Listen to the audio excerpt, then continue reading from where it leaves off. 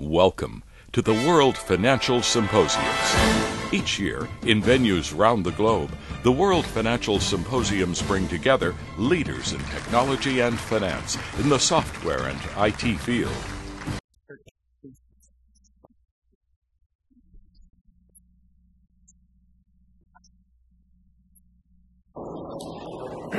I want to begin with an unresolved paradox. It's like an unresolved chord in music. I want you hanging on, waiting to hear how I'm going to make this all turn out right.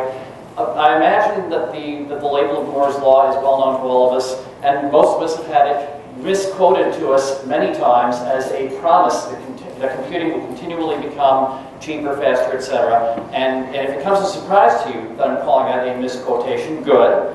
If it doesn't, well, that's okay too. Because by the time we're done, I hope you'll understand why I think it's relevant to the question of why, if the core elements of IT continually become better, faster, cheaper, do IT budgets nonetheless rise? Because people say, well, I want my IT to cost less. Well, my reaction usually is, fine, spend less.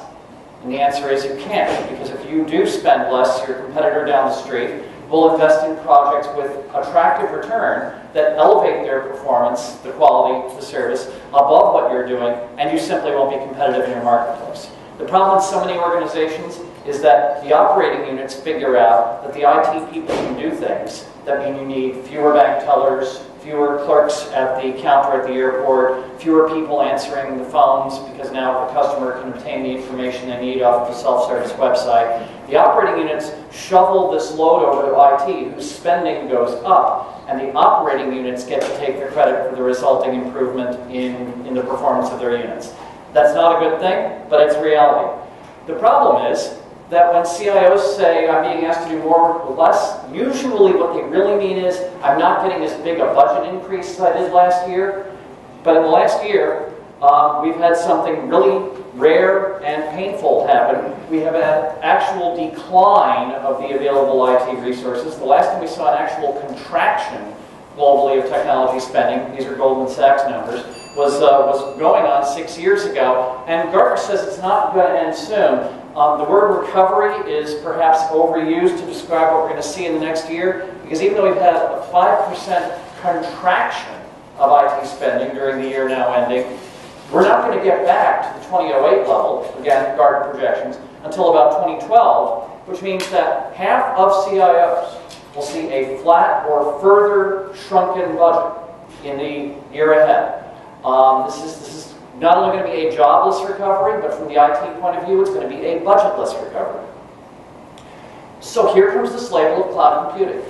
I don't think the industry chose the label. We were using for years sexy labels like on-demand and utility computing. I'm sorry, it just didn't catch fire.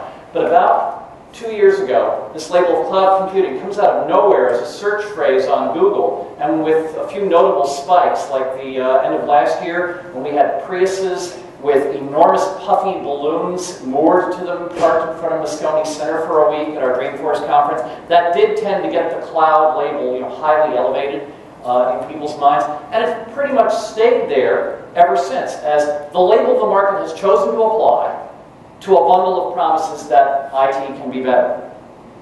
Now, Gerd Romleth at Bechtel wanted to know how much better. He's the CIO of one of the very large privately held construction empires, and he went out and did his own best effort to benchmark the costs of doing things with massive economies of scale, enormous automation, and fundamentally more modern software and hardware architectures at places like YouTube, Google, Amazon.com, Salesforce.com. I believe that if you find a 10 or 20 or 30% advantage, you'll be interested.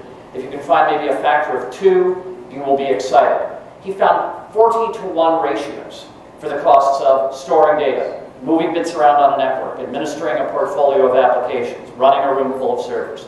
Not merely dimes on the dollar, pennies on the dollar. A 98% reduction of the core cost of basic IT functions, leading him to say to fellow CIOs, if you do not aggressively pursue and assimilate these practices, at a bare minimum internally, but ideally taking advantage of the superior economics of using third-party providers who do this for a living, your IT costs will be so uncompetitively high that you will be a serious burden to your company's ability to compete in the markets ahead.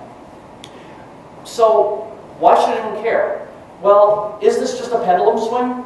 I don't think so. And I'm going to explain exactly why. When the PC came out, one of the things we noticed is, wow, Moore's Law, misquoted, says the processors are going to get 30% faster every year. We've heard all the stuff, you know, a Rolls Royce would cost 50 cents and get 1 million miles a gallon, various extravagant statements about what exponential improvement means. But as the processor got faster, memory grew even more quickly. So if the processor's job is to do something useful with what's in the memory of your machine, it's been falling behind quite steadily. Mass storage is completely out of control. You can now lose the entire customer database on your laptop. In fact, you can probably lose it on a memory stick. So we've all been handed a new package with which we can store and lose sensitive company information today. It's totally ungovernable. When these things get lost, they probably aren't cataloged. They almost certainly aren't encrypted. And the problem is there's just too much state out at the edge of the network.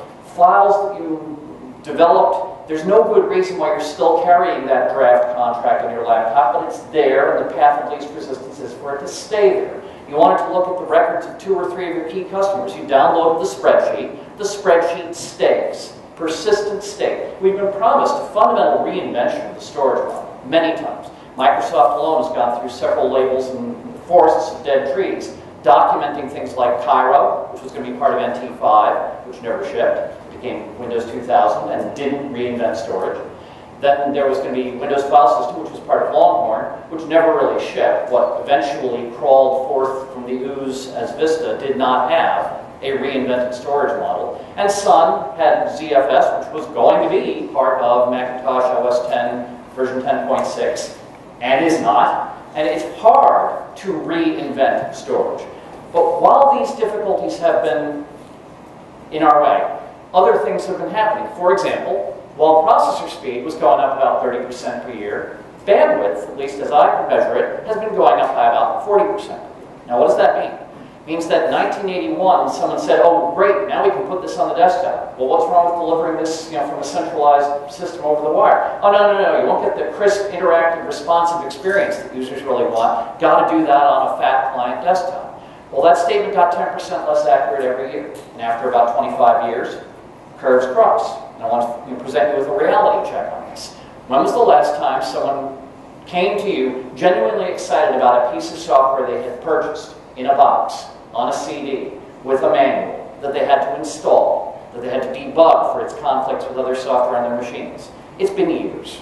But people are coming to you probably all the time with, did you see this cool thing on Google? Did you see this neat new thing on Facebook? Did you see this new stuff they're doing on eBay or Amazon? This is where the user excitement lives today. Meanwhile, remember I promised I would resolve the unresolved paradox of Moore's Law. Moore was a semiconductor guy. He was not a programmer. Didn't say anything about the speed of computers.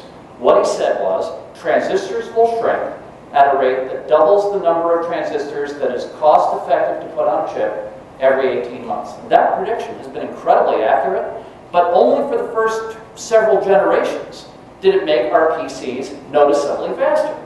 The new machines now, this is a picture of a dual-core processor. The new Xeon processor, first major Intel design done in Bangalore, not in Silicon Valley. Another interesting domino falling there. That's a dual-core one. The new Xeons are 6 cores.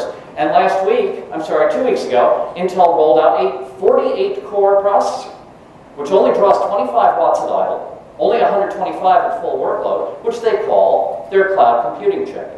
The capital efficiency improvements, the energy efficiency improvements, which are no small concern of computing, are continuing to march along at Moore's Law rates, but they aren't doing it on your desktop or laptop. They're doing it in the massively shareable data centers of Google, Amazon, Salesforce.com, and so on.